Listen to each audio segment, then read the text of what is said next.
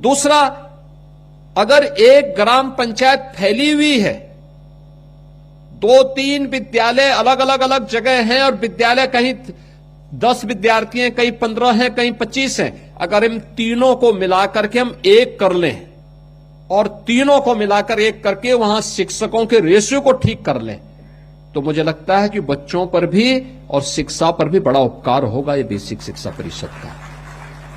क्योंकि एक शिक्षक और 15 बच्चे, क्या मतलब, 1 से 5वीं तक क्लास चलनी है। कैसे आप न्याय कर पाएंगे जब बच्चे पे ज्यादा ध्यान देना है?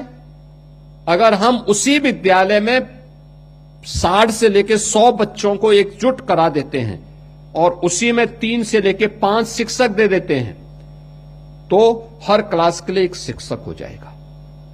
अगर कभी किसी शिक्षक के घर में कोई कार्य पड़ा, एक नहीं भी आया, तो भी 4 शिक्षक उस विद्यालय को आसानी से चला सकते हैं। और मुझे लगता है इसके लिए भी हमें अपने आप को तैयार करना होगा। याद रखना, कोई भी रिफॉर्म होगा, उस रिफॉर्म का पहले चरण में विरोध होगा, लेकिन जब उसके परिणाम आएंगे, विरोध करने वाले अपना मुंह कहीं दिखाने वाला लायक नहीं बचते हैं। और हमें हमेशा रिफॉर्म के लिए तैयार रहना होगा।